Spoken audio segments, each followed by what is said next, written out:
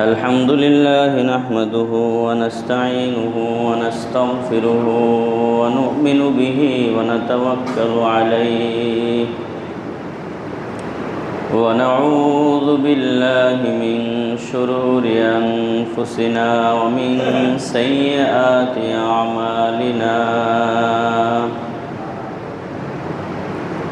من يهده الله فلا مضل له ومن يضلله فلا هادي له ونشهد أن سيدنا وسندنا وطبيبنا وطبيب قلوبنا ومولانا محمدا عبده ورسوله. قال الله تبارك وتعالى في كلامه المجيد والفرقان الحميد: أعوذ بالله من الشيطان الرجيم. بسم الله الرحمن الرحيم.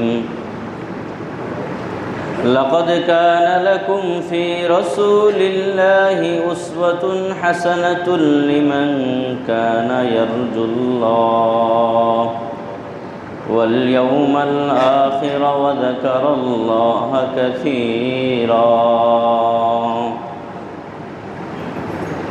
وقد قال تعالى: بسم الله الرحمن الرحيم: وإنك لعلى خلق عظيم.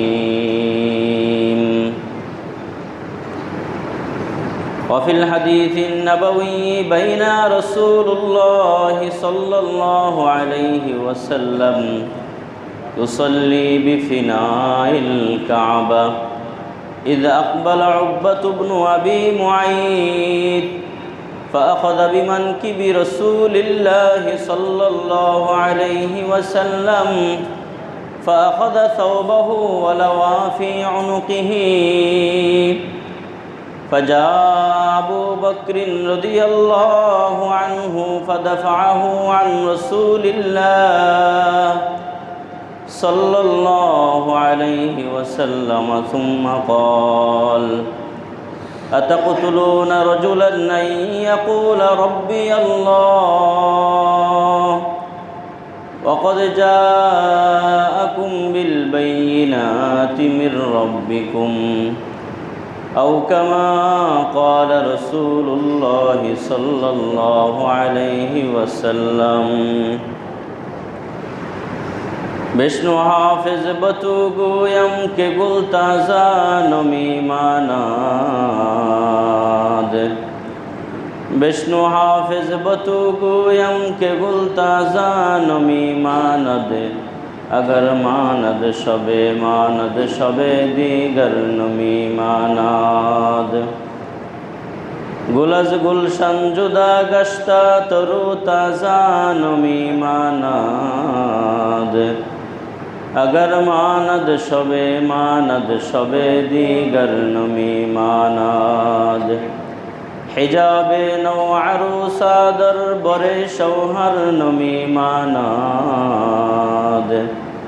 अगर मानद शबे दीगर नमी मानाद। मोहब्बतेर साथे सबाई दुरूद इब्राहिम करी।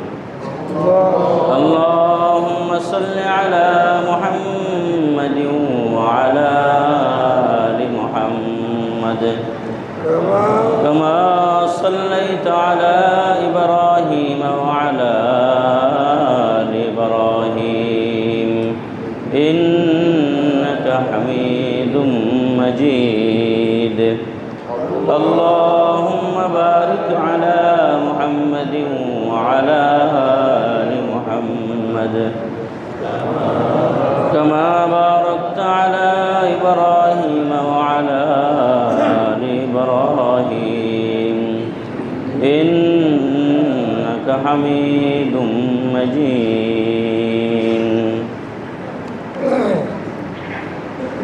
महान अल्लाह रब्बुल इज्जत वल जलालेर शुक्र आदाय करছি যে আল্লাহ তাআলা আমাদেরকে বড়ই ভালোবেসে মহব্বত করে জুমার নামাজ আদায় করার জন্যে মসজিদের মধ্যে আসবার বসবার তৌফিক দান করেছেন। এর সাথে কিছু কথা বলা এবং শোনার মন মানসিকতা নিয়ে আমাদের অনেক মায়ের অনেক সন্তানকে একসাথে উপবিষ্ট হওয়ার সুযোগ করে দিয়েছেন। এজন্য সবাই মন খুলে শুকর আদায় করি আলহামদুলিল্লাহ। মুহতারাম হাজিরিন, ভূমিকা দীর্ঘায়িত না করে মূল আলোচনায় প্রবেশ করছি। গত জুমায় আলোচনা করেছিলাম আমাদের সকলের হৃদয় রাজ্যের সম্রাট, বিশ্ব মানবতার মুক্তির দিশারি, মা আমেনার আদরের দুলাল, আকায়ে নামদার তাজদারে মদিনা, সরকারে দু আলম সৈয়দুল আবরার, ইমামুন নবীন, শাফিউল মুদনিবিন, সাকিয়ে কাউসার, শফিয়ে মাহশর মুহাম্মদ সাল্লাল্লাহু আলাইহি ওয়াসাল্লামের জীবনের একটি গুরুত্বপূর্ণ অংশ নিয়ে বলেছিলাম যে মানুষ মানুষকে যে সমস্ত কারণে ভালোবাসে, তন্মধ্যে সবার আগে যেই কারণটাকে মানুষ লক্ষ্য করে তা হচ্ছে মানুষের বাহ্যিক সুন্দর। যার বাহ্যিক যত সুন্দর, যার চেহারা যত সুন্দর, তার প্রেমে মানুষ পড়ে। পৃথিবীর এটাই ন্যাচারাল কালচার, এটাই মানুষের স্বভাব। প্রিয় ভাইয়েরা, মানুষের সৌন্দর্য দুই ধরনের হয়ে থাকে। প্রথমত, এক নম্বর হচ্ছে বাহ্যিক সৌন্দর্য, দুই নম্বর হচ্ছে অভ্যন্তরীণ সৌন্দর্য। এক নম্বর কি? বাহ্যিক সৌন্দর্য। দুই নম্বর হচ্ছে অভ্যন্তরীণ সৌন্দর্য। বাহ্যিক সৌন্দর্যকে আমরা আমাদের ভাষায় বলি হুসনে সূরত, আর অভ্যন্তরীণ সৌন্দর্যকে আমরা বলি হুসনে সিরত, তথা যার চরিত্র ভালো, যেই ব্যক্তি চরিত্র মাধুরীর অধিকারী।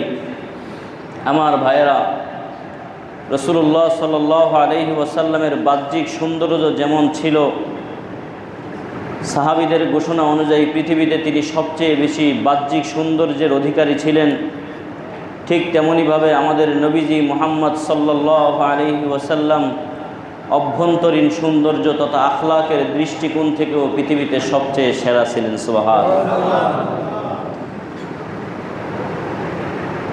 রাসূলের আদর্শ আখলাক আজকে আমাদের আলোচ্য বিষয়। কেমন ছিল আখলাক? চরিত্র একজন মানুষের ভালো হওয়া এটা খুবই জরুরি। চরিত্র যদি মানুষের ভালো হয় তাহলে ওই মানুষটা মহান আল্লাহর কাছেও অনেক দামি হয়, পৃথিবীর মানুষের কাছেও সে অনেক সম্মানিত হয়।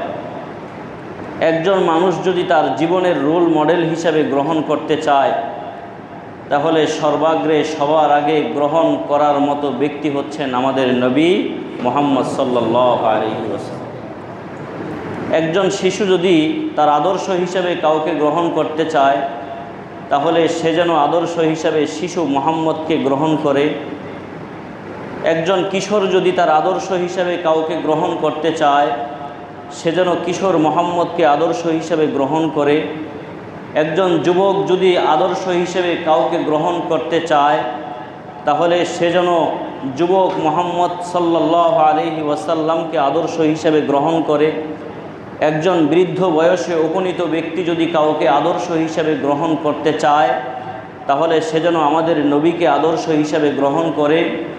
একজন শ্বশুর যদি আদর্শ হিসেবে কাউকে গ্রহণ করতে চায় তাহলে সে যেন শ্বশুর মুহাম্মদ সাল্লাল্লাহু আলাইহি ওয়াসাল্লামকে আদর্শ হিসাবে গ্রহণ করে।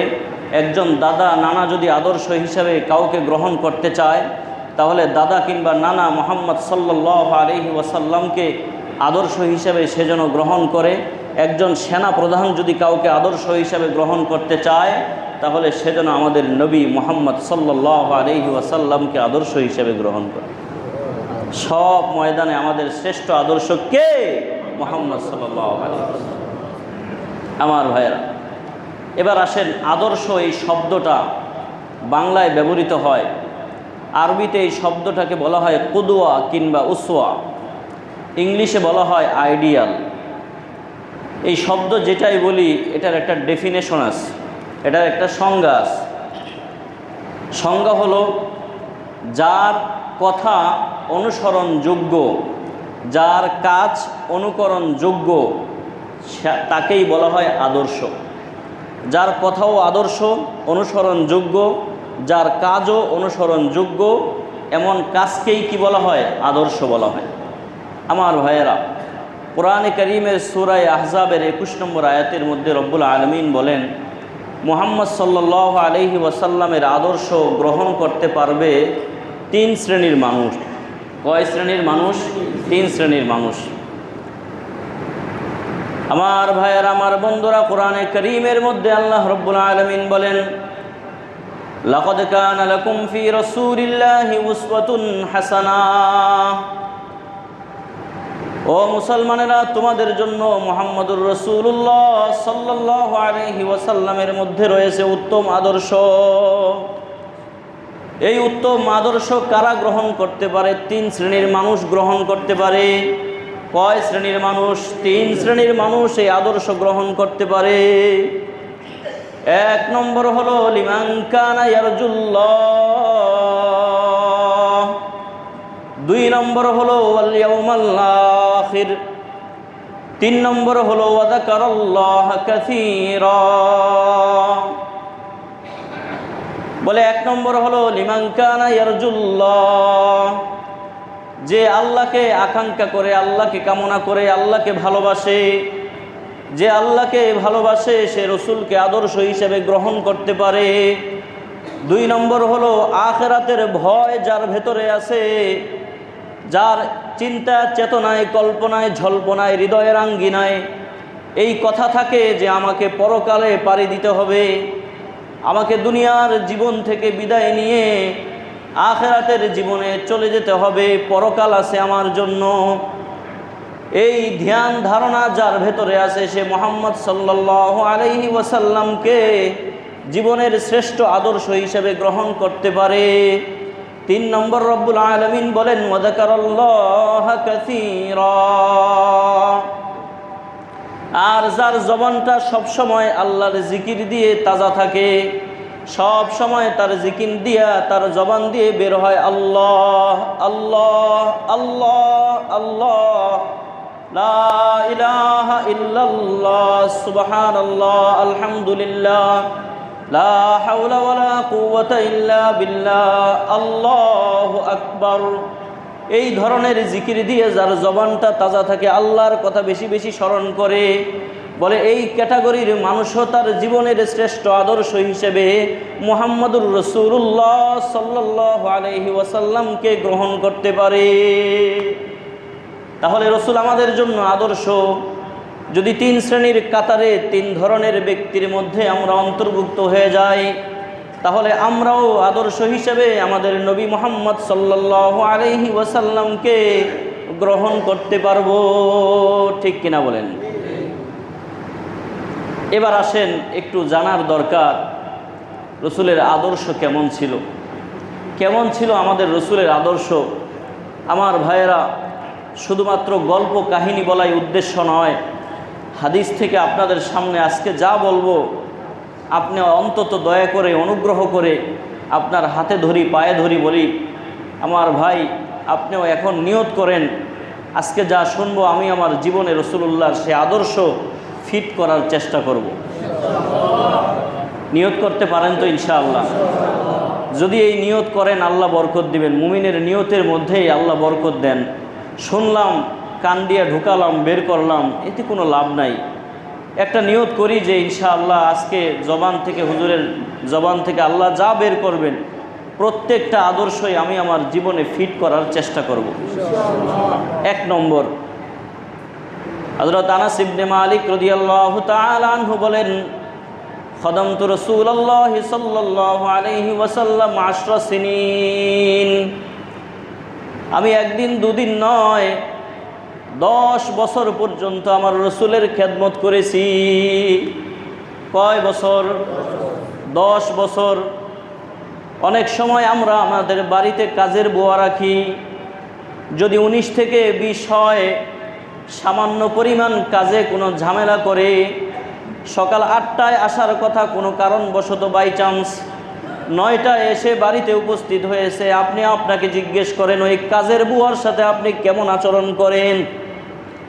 আমার ভাইরা 1 মাস 2 মাস অতিক্রম হতে পারে না, কাজের বুয়া আপনার জ্বালাতনে টিকতে না পারে, আপনার বাড়ি ছেড়ে অন্য জায়গায় গিয়ে কাজ নেয়, কাজ ধরে। আমার ভাইরা, আমার বন্ধুরা, এই জায়গায় আমরা আমাদের রসুলকে আদর্শ হিসেবে গ্রহণ করতে পারি। হযরত আনাস ইবনে মালিক রাদিয়াল্লাহু তাআলা আনহু নিজে বলেন, আমি 1 দিন 2 দিন নয়, 1 বছর 2 বছর নয়, 10 বছর মুহাম্মদ আরবির খেদমত করেছি। রসুলের পাশে থেকেছি, সুখের সময় দুঃখের সময় যা কিছুর প্রয়োজন হয়েছে আমি ব্যবস্থা করে দিয়েছি। এই 10 বছর খেদমত করার পরে আমি আমার কমিটমেন্ট ব্যক্ত করতেছি, আমি আমার কমেন্ট এখানে করছি। হযরত আনাস ইবনে মালিক রাদিয়াল্লাহু তাআলা আনহু বলেন, এই 10 বছরের মধ্যে রসুল আমার প্রতি বিরক্ত হয়ে কোনোদিন উফ শব্দ উচ্চারণ করে নাই। ওয়ালা ক্বালা লি লিমা সানাতা ইয়া আনাস হাদা, কোনোদিন রসুল আমাকে বলেন নাই হে আনাস তুমি কেন এই কাজটা করেছো। কোনোদিন রসুল আমাকে বলেন নাই কেন এ আনাস তুমি এই কাজটা করো নাই। আমার নবীর জবান থেকে এমন একটা কথাও কোনোদিন বের হয় নাই। একদিন হযরত আনাস ইবনে মালিক রাদিয়াল্লাহু তাআলা আনহুকে রসুল একটা জরুরি কাজ দিয়ে পাঠালেন। হযরত আনাস ইবনে মালিকের বয়স কম, অনেক ছোট বয়সে, মাত্র 10-15 মিনিটের মধ্যে কাজটা সম্পাদন করে আসা আনাসের পক্ষে সম্ভব। বিশ্বনবী অপেক্ষায় বসে আছেন, প্রতীক্ষার প্রহর গুনতেছেন। হযরত আনাস ইবনে মালিক রাদিয়াল্লাহু তাআলা আনহু কাজটা করার জন্য গেলেন। প্রতিমধ্যে বাচ্চারা খেলাধুলা করতেছে। আনাস ইবনে মালিক যেহেতু বয়স কম ছিল, দাঁড়িয়ে রাস্তার পাশে দাঁড়িয়ে বাচ্চাদের খেলাধুলা দেখতেছিলেন। এমন সময় 1 ঘন্টা 1.5 ঘন্টার মতো সময় অতিবাহিত হয়ে গেছে। আমার ভাইয়েরা, আপনি চিন্তা করেন, যদি আপনার অধীনস্থ কোনো কর্মচারীকে আপনি যদি কোনো দোকানে পাঠান পাশে, যদি আসতে 10 মিনিট 15 মিনিট লেট হয়, তার সাথে আমি কেমন আচরণ করি।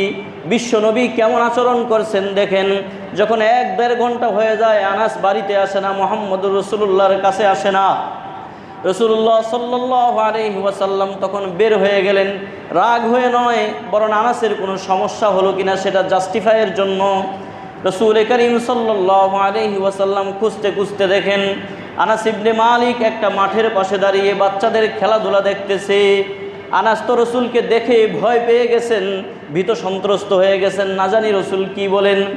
আমার ভাইয়েরা, আমার বন্ধুরা, রাসূলুল্লাহ সাল্লাল্লাহু আলাইহি ওয়াসাল্লাম তখন আনাসকে বলেন, ও আনাস, হাসি মুখে হাস্যোজ্জ্বল চেহারায় আনাসকে বলে, ও আনাস তুমি কোনো টেনশন করো না, আমি তোমার খোঁজ খবর নেওয়ার জন্য বের হয়েছি। আল্লাহু আকবার। এই হলো আমাদের রসুলের 1 নম্বর চরিত্র, 1 নম্বর আখলাক। আমার ভাইয়েরা, আমার বন্ধুরা, 2 নম্বর কথা শুনেন। এক ইহুদি পণ্ডিতের সাথে রাসূলুল্লাহ সাল্লাল্লাহু আলাইহি ওয়াসাল্লামের একটা চুক্তি হলো, ব্যবসায়িক চুক্তি। চুক্তি মতে রাসূল সাল্লাল্লাহু আলাইহি ওয়াসাল্লাম একটা ডেট নিলেন, একটা সময় নিলেন। ওই সময়ে ইহুদি পণ্ডিতের হাতে মাল রাসূল সুপুর্দ করবেন। মনে করেন আগামী মাসের 10 তারিখ রাসূল মাল সুপুর্দ করবেন। ইহুদি পণ্ডিত এসে রাসূলুল্লাহ সাল্লাল্লাহু আলাইহি ওয়াসাল্লামের কাছে নির্ধারিত সময়ের 2-3 দিন আগে এসে উপস্থিত হয়ে গেছে। কয়দিন আগে? 2-3 দিন আগে। এখনো পর্যন্ত সময় হয় নাই, নির্ধারিত সময় আসে নাই। আল্লাহ রসুল সাল্লাল্লাহু আলাইহি ওয়াসাল্লামকে এসে বললেন, ইয়া মুহাম্মদ, হে মুহাম্মদ, তুমি এখনো পর্যন্ত আমার মাল কেন পরিশোধ করো নাই? রসুল বলেন, এখনো পর্যন্ত সময় হয় নাই, এজন্য আমি মাল পরিশোধ করি নাই। তখন ওই ইহুদি পণ্ডিত বলে, আব্দুল মুত্তালিবের সন্তানাদি যারা আছে সবার একটাই স্বভাব, তারা তাল বাহানা করে, ঠিক মতো লেনদেন করে নাই। সমস্যাটা তাদের মধ্যে আগে থেকেই বিদ্যমান ছিল। এই কথা বলে রুডো চেহারায় রাসূলুল্লাহ সাল্লাল্লাহু আলাইহি ওয়াসাল্লামের গলায় একটা চাদর ছিল, এই চাদর দিয়ে হেঁচকা টান দিয়ে রসুলকে মাটিতে ফেলে দেওয়ার উপক্রম করেছে। হযরত উমর ইবনুল খাত্তাব রাদিয়াল্লাহু তাআলা আনহু পাশে দাঁড়ানো। আপনারা তো জানেন উমর সহ্য করার মতো মানুষ না, রাগান্বিত হয়ে গেলেন।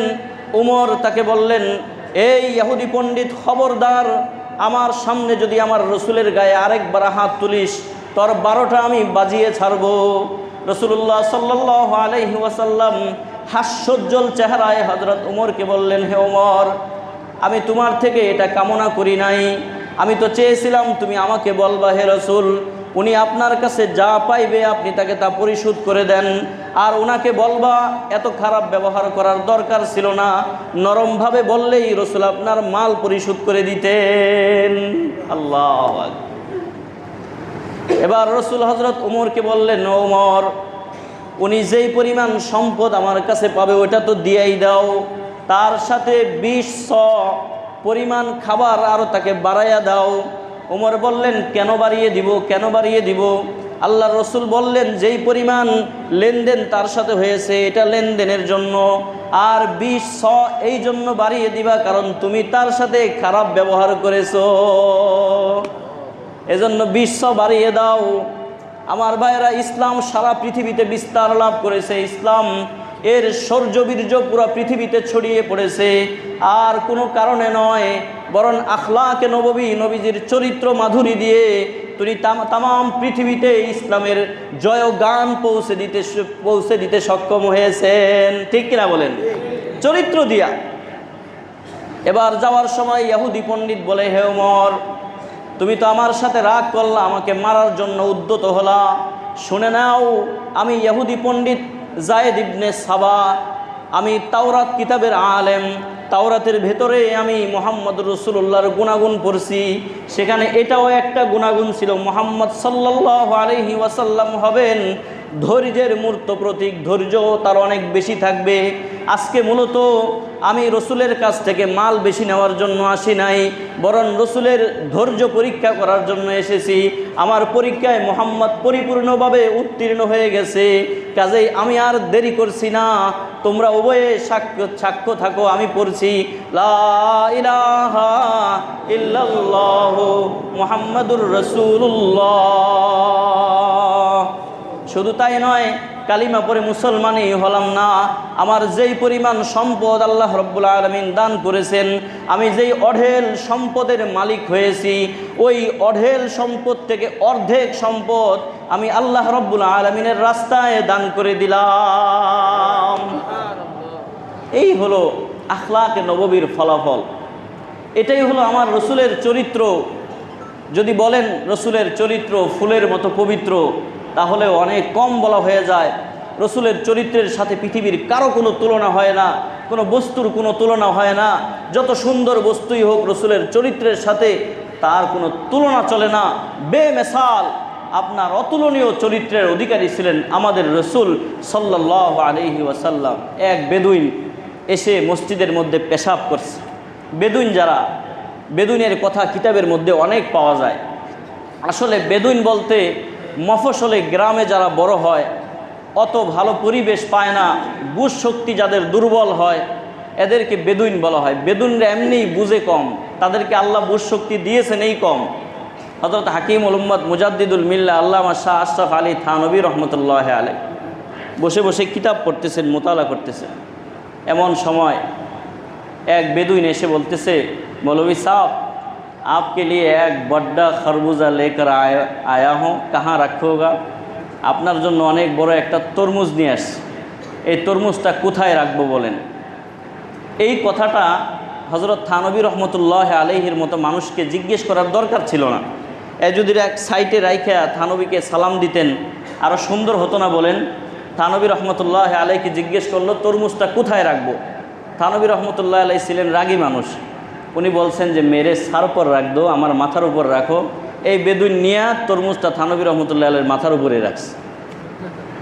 বলেন, এই হলো বেদুইনদের অভ্যাস। তো রাসূল সাল্লাল্লাহু আলাইহি ওয়াসাল্লাম সাহাবীদেরকে নিষেধ করেছিলেন, তোমরা আমাকে বেশি প্রশ্ন করো না, অতিরিক্ত প্রশ্ন করে শরীয়তের মধ্যে ঝামেলা পাকায়ও না। তো যখন প্রশ্ন করার নিষেধ করছেন, এখন সাহাবীরা তো প্রশ্ন করতে পারেন না।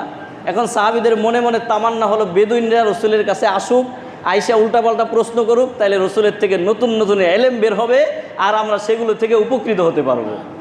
তো যাই হোক, এক বেদুইন এসে মসজিদের মধ্যে পেশাব করে দিচ্ছে। এখন বলেন, মসজিদ তো আর পেশাব করার জায়গা না, এটা হলো ইবাদতখানা। যখন পেশাব করা শুরু করছে, সাহাবায়ে কেরাম রাগান্বিত হয়ে একে তো মারবে ইচ্ছা মতো। রাসূল সাল্লাল্লাহু আলাইহি ওয়াসাল্লাম হাদিসের মধ্যে আসছে, ফানাহাহুম আন যালিক, বললেন, হে সাহাবীরা, খবরদার, কিচ্ছু বলবা না, তাকে একে রিল্যাক্সে পেশাব করতে দাও। কারণ পেশাব যদি মাঝপথে বন্ধ করে দেওয়া হয় তাহলে এই লোকটার ক্ষতি হবে, এই লোকটার ক্ষতি হবে, এই ক্ষতি করা যাবে না, রিল্যাক্সে পেশাব করতে দাও। লোকটা যখন পেশাব করা শেষ করলেন, রাসূল সাল্লাল্লাহু আলাইহি ওয়াসাল্লাম সাহাবীদেরকে বললেন, ও আমার প্রিয় সাহাবীরা, তোমরা বালতি দিয়ে পানি ঢেলে পুরো জায়গাটাকে পরিষ্কার করে দাও। সাহাবায়ে কেরাম রসুলের কথা মতো পুরো জায়গাটা পরিষ্কার করে দিলেন। আমার ভাইয়েরা, রসুল মারতে পারতেন, রসুল তার গায়ে আঘাত করতে পারতেন, রসুল তাকে বন্দি করতে পারতেন, তার বিরুদ্ধে যে কোনো ব্যবস্থা নিতে পারতেন। কারণ আমাদের রসুল ছিলেন আমিরুল মুমিনিন, আমাদের রসুল ছিলেন খলিফা, তিনি যা ইচ্ছে তাই করতে পারতেন, কিন্তু করেন নাই।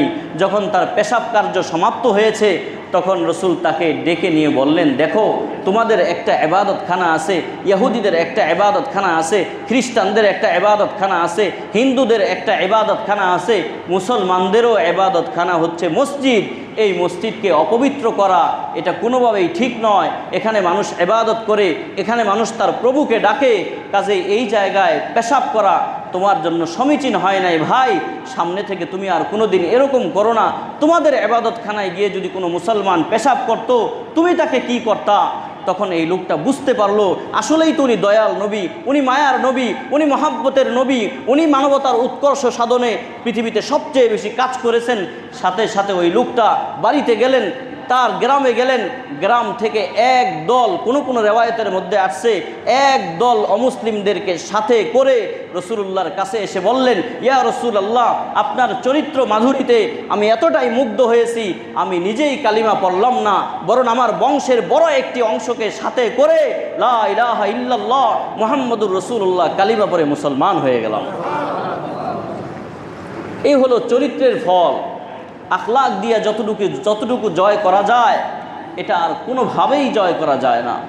আমার ভাইয়েরা, রাসূলুল্লাহ সাল্লাল্লাহু আলাইহি ওয়াসাল্লামের এই আখলাকের কথা শুধুমাত্র মুসলমানেরাই স্বীকার করেন নাই, বরং এটা অনেক বিধর্মী ইহুদি, খ্রিস্টান, বৌদ্ধ এরাও পর্যন্ত স্বীকার করেছেন।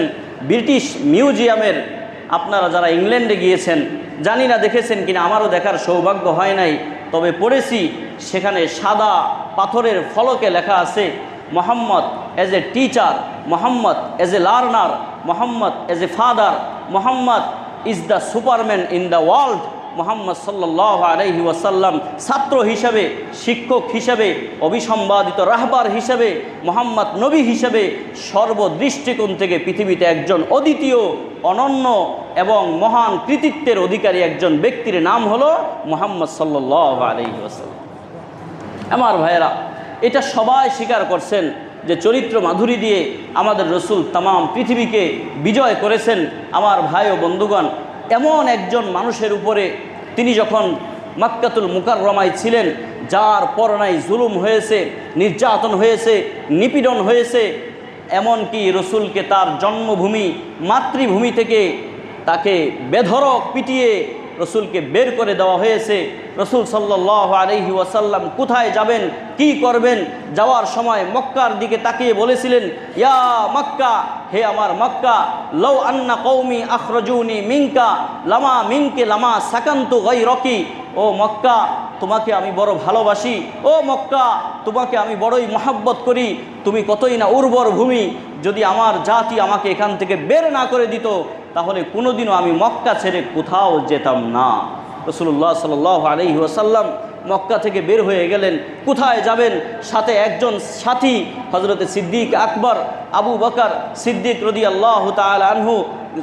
শেষে যখন কোনো জায়গায় আশ্রয় নেওয়ার জায়গা পেলেন না, রাসূল সাল্লাল্লাহু আলাইহি ওয়াসাল্লাম গিয়ে গারে সৌরের মধ্যে আশ্রয় নেবেন। হযরত আবু বকর বললেন, ইয়া রাসূলুল্লাহ, এই গর্তের ভেতরে সাপ থাকতে পারে, এই গর্তের ভেতরে বিচ্ছু থাকতে পারে, এই গর্তের ভেতরে জীবন বিধ্বংসী কোনো প্রাণী থাকতে পারে, আমাকে একটু আগে যাওয়ার সুযোগ দেন, আমি আগে গিয়ে এই গর্তটা পরিষ্কার করি, তারপরে আপনাকে যদি বলি গর্ত ঠিক হয়েছে তখন আপনি ঢুকবেন। আমার ভাই ও বন্ধুগণ, রাসূলুল্লাহ সাল্লাল্লাহু আলাইহি ওয়াসাল্লাম এক বুক কষ্ট নিয়ে আবু বকর সিদ্দিক রাদিয়াল্লাহু তাআলা আনহুকে বললেন, যাও ও আবু বকর তুমি ঢুকে পরিষ্কার করো। আবু বকর সিদ্দিক পরিষ্কার করলেন। রাসূল সাল্লাল্লাহু আলাইহি ওয়াসাল্লাম ভেতরে প্রবেশ করলেন। ভেতরে প্রবেশ করার পরে হযরত রাসূল বললেন, ও আবু বকর, আমি তো আজকে বেশ ক্লান্ত শ্রান্ত, তোমার হাঁটুটা একটু বিছাও, তোমার হাঁটুর উপরে আমি একটু ঘুমাই। আমার ভাইয়েরা, রাসূল আবু বকরের হাঁটুর উপরে মাথা দিয়ে ঘুমালেন। একটু চিন্তা করেন কেমন দৃশ্যের অবতারণা, কেমন দুইজন মহামানব একটা গর্তের ভেতরে বসে আছেন।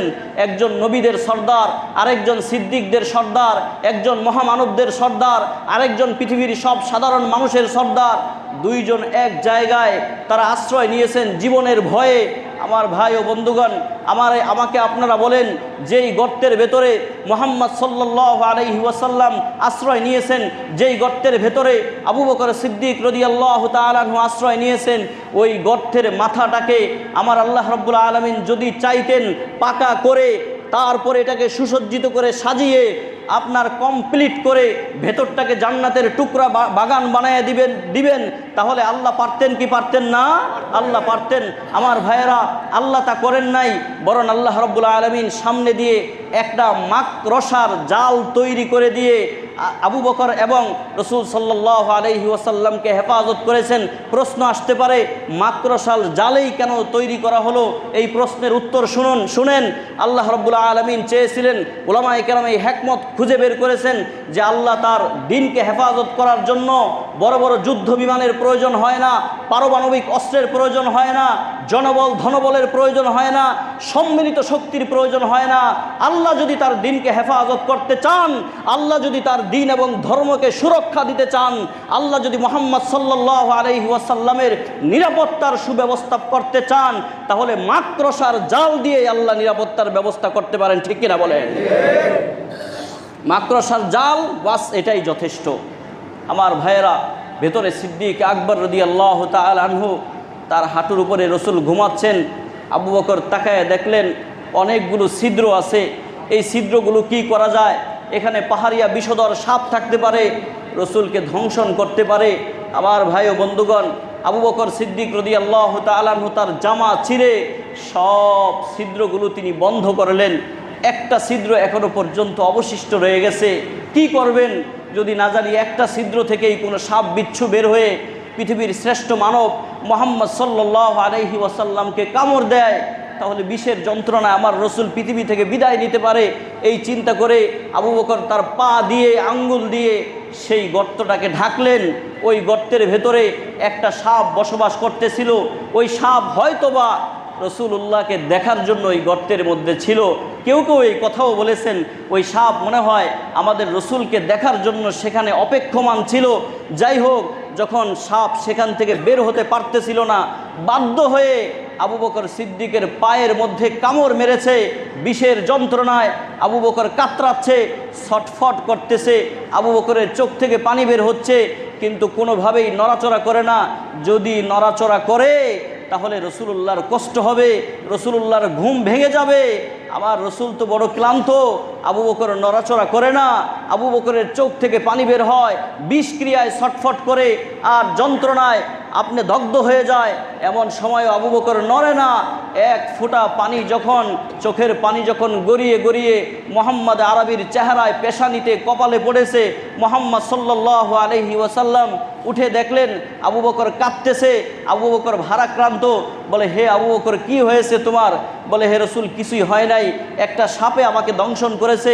রাসূল বললেন, কোথায় দংশন করেছে? রাসূলের থুতু মুবারক দিয়ে সেখানে যখন মালিশ করে দিলেন, আবু বকরের সাথে সাথে সুস্থ হয়ে গেল। ও আমার ভাইয়েরা, রাসূল জিজ্ঞেস করলেন, হে আবু বকর, আমাকে তো ডাক দিলেই পারতা। যখন প্রথমে কামড় দিছে তখনই যদি ডাক দিতা, তাহলে তোমার তো এত কষ্ট হতো না। তুমি আমাকে এতক্ষণ ডাকটা কেন দিলা না?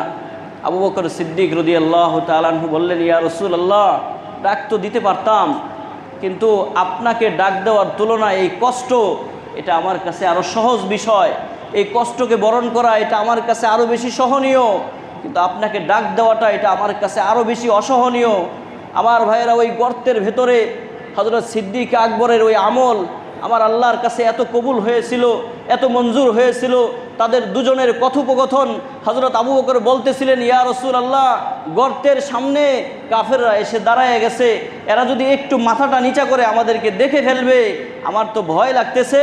রাসূলুল্লাহ সাল্লাল্লাহু আলাইহি ওয়াসাল্লাম সান্ত্বনার অমীয় বাণী শোনালেন আর বললেন, লা তাহজান ইন্নাল্লাহা মা'ানা, হে আবু বকর ভয় পেও না, পৃথিবীর আর কেউ আমাদের সাথে না থাকলেও আমাদের সাথে আমাদের আল্লাহ আছেন। আমাদের সাথে কে আছেন? আল্লাহ আছেন। যাদের সাথে আল্লাহ থাকে তারা কোনোদিন মাইনরিটি হতে পারে না, তারাই মেজরিটি, তারাই সংখ্যা গরিষ্ঠ, তারা কোনোদিন সংখ্যালঘু হতে পারে না। কাজেই এখানে কোনো ভয়ের কারণ নাই, এখানে কোনো চিন্তার অবকাশ নাই। ওই দুই বন্ধুর কথোপকথন আমার মালিকের কাছে এত পছন্দনীয় হয়েছে, আমার মালিকের কাছে এত ভালো লেগেছে। কোরআনে কারীমের সূরা তওবার মধ্যে হযরত সিদ্দিক আকবর এবং রসুলের সেই কথাগুলোকে আল্লাহ তাআলা আয়াত হিসেবে নাজিল করে দিয়েছে। আমার ভাইয়ের, আমার বরুণ বন্ধুরা, কোরআনে কারীম বলে, ইয়াকুলু লিসাহিবিহি লা তাহজান ইন্নাল্লাহা মা'ানা। যখন এক বন্ধু আরেক বন্ধুকে বলে, লা তাহজান, ভয় পেও না, চিন্তা করো না, ইন্নাল্লাহা মা'ানা, আমাদের সাথে কে আছে? আল্লাহ আছে। আল্লাহ আছে আমাদের সাথে। হযরত সিদ্দিক আকবর রাদিয়াল্লাহু তাআলা আনহু রাসূলের এতই প্রিয় ছিলেন, কষ্টের সময়, বিপদের সময়, যত কষ্টের সময় হোক, হযরত সিদ্দিক আকবর রাদিয়াল্লাহু তাআলা আনহু রাসূলুল্লাহ সাল্লাল্লাহু আলাইহি ওয়াসাল্লামের সাথে ছিলেন।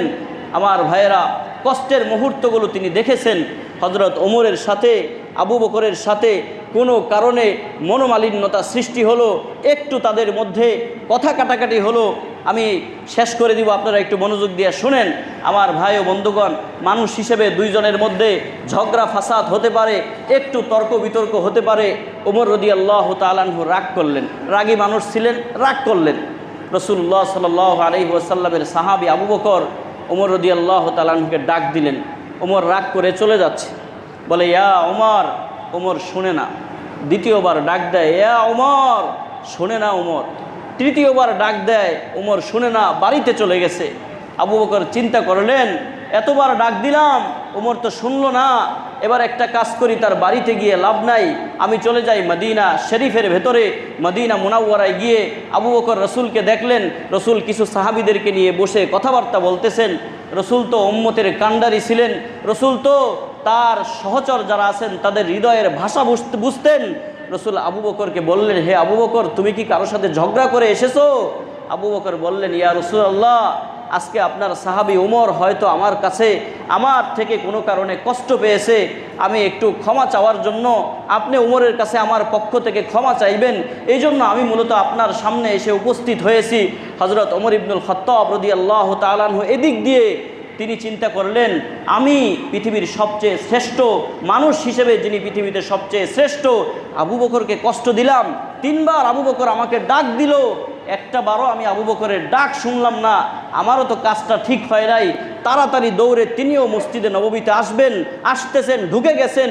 এমন সময় রাসূলুল্লাহ বললেন, ও সাহাবীরা, সবাইকে লক্ষ্য করে বলছি, এই আবু বকর কষ্টের দিনে আমার সাথে ছিল, যখন কেউ আমাকে স্বীকার করে নাই, যখন কেউ আমাকে বিশ্বাস করে নাই, আমি মেরাজে গিয়ে প্রথম আসমান, দ্বিতীয় আসমান, তৃতীয়, চতুর্থ, পঞ্চম, ষষ্ঠ, সপ্তম আকাশগুলো যখন পাড়ি দিয়েছি, ওই মেরাজুন নববী, মেরাজ আমার হয়েছে, মেরাজ থেকে এসেছি, কাফের মুশরিক বেঈমান আমাকে অবিশ্বাস করেছে, কিন্তু একজন মানুষ আমাকে বিশ্বাস করেছে, স্বীকার করেছে। ওই গারে সৌরের মধ্যে কেউ আমার সাথে ছিল না, হযরত আবু বকর সিদ্দিক আমার সাথে ছিল। কাজেই তোমাদেরকে লক্ষ্য করে আমি একটা কথাই বলছি, খবরদার, কেউ তোমরা আবু বকরকে কষ্ট দিও না, কারণ আবু বকর যদি কষ্ট পায় তাহলে আমি মুহাম্মদ নিজেই কষ্ট পেয়ে যাই। আমার ভাইয়েরা, সর্বশেষ কথা, হযরত ওমর রাদিয়াল্লাহু তাআলা আনহু তিনিও গুমরটা বুঝছেন।